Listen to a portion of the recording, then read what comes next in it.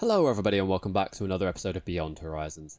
Today we have our first passenger flight of Nebula, which is our new nuclear-powered tourism craft, which I showcased a couple of weeks ago in one of the mini-episodes I did, and it's currently on its way out to Tavern 3, our lunar orbital hotel. Now, I wanted to get cinematics of the whole journey, but I ran into a pretty significant problem on the way out there. You can see my electric charge isn't doing too well, and I just figured, I need to make sure the solar panels are angled at the sun at all times. But my problems were a little bit bigger than that. So kerbalism and time warp aren't the best of friends, and electric charge can get a bit funny under time warp because of the kerbalism mod, and that's sort of what was happening here. I didn't have this problem during testing because I only had 3 kerbals in the tests. But here we have 35, which is using a lot more electricity for the life supports. Because, we don't want the passengers dying of asphyxiation on the way out to the moon. Here I'm looking in the cargo bay because usually with my space planes I like to put in some redundancy power in the form of fuel cells and some hydrogen and oxygen tanks. But I just forgotten to do that this time. I don't know why. I always do it and I never need it. And the one time I do need it is the only time I haven't done it. Absolutely typical. So I then turned my attention to the actual life support mechanisms that we have on board. So you can see there we've got a water recycler, oxygen scrubbers, pressure maintainers, all these things. And we don't really need them because I have got a lot of life support on this thing. So I turn them off and it helps a little bit. But it's still kind of important to keep the solar panels angled at the sun at all times, which I then stopped to take some cinematics as I go around the moon, and yeah, you can see my solar panels are not very well angled at the sun, and so I end up losing quite a lot of electric charge during this these nice little cinematics. I also just noticed we're getting some weird glitches around the horizon of the moon there. I think that's parallax having a bit of a wobbly. I'm not too sure. Anyway, yes, you can see up there my electric charge going down very rapidly, and we are doing the rendezvous on the nighttime side of the moon. So that was not ideal. I'm going back through making sure that I've definitely turned off all of the, scrubbers and things like that. Unfortunately, it's not enough. The base life support is just using up way too much electric charge.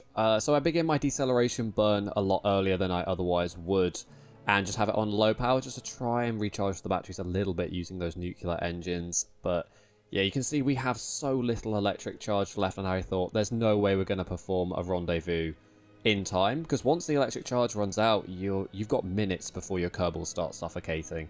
So I abort the rendezvous. I start firing my engines in both directions just so I can make a lot more electric charge, and it sort of works. You can see I'm just trying to get myself onto the light time side as quickly as possible. I can either fire prograde, which makes me initially quicker, but I will slow down more as I reach higher and higher in the orbit.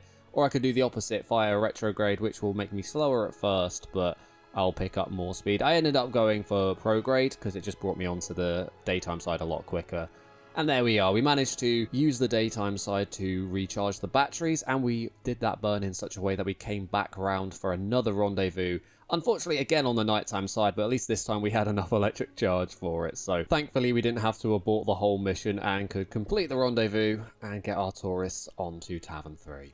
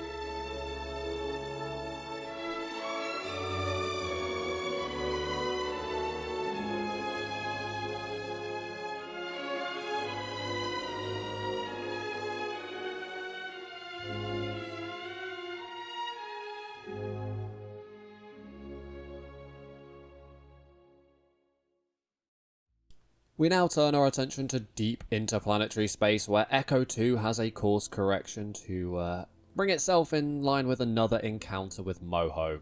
I'm starting to worry whether this thing will ever actually get in orbit around Moho, because while we do still have quite a lot of Delta V in this thing, I think the top stage there should have another 2.5 kilometers. It doesn't say it there, I don't know why, it's been glitching out for the whole flight, but it does actually have fuel in that stage.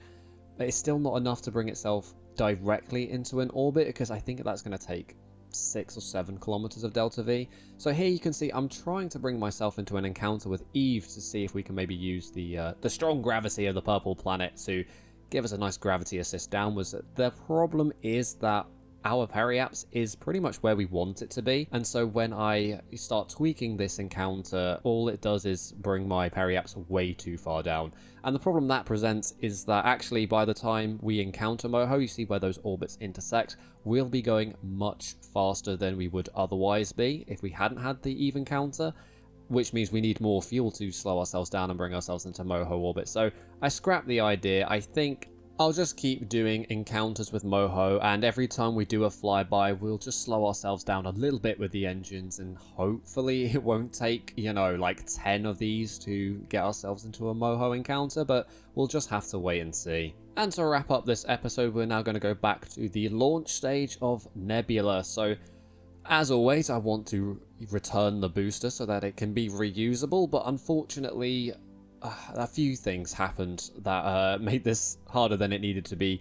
First of all, when I was taking the cinematics on the way up, I just put it into a silly orbit. It was too high. I ended up using too much of the fuel, so we didn't have enough for the landing. I also just undershot for some reason. I don't know why. When I was planning my descent, I just brought it in way too close to the space center, and we do lose a lot of range as we, you know, slow down through the atmosphere. So yeah, we come down over land with not enough fuel, but hey, I would be damned if I didn't at least give it a go. So I pull up the Kerbal Engineer, which has a lot more landing information, and I was eyeing up that suicide burn altitude, making sure that I was being as efficient with the fuel as possible. Here you can just see me trying to make sure I turn off the vectoring, because that's what makes landing it so difficult. And we run out of fuel just too early and hit the ground too hard, and yeah, at least we had something to recover. It wasn't a complete failure. Unfortunately, that's all I've got time for today. In the next episode, we'll return the Nebula, and we'll also have a look at upgrading our communications network. But anyway, if you enjoyed this episode, please consider leaving a like and maybe even subscribing to the channel. And if you want to check out other episodes in this series, you can have a look at the playlist that's on screen now. But I've been Moonfish1001, and I'll see you in the next video.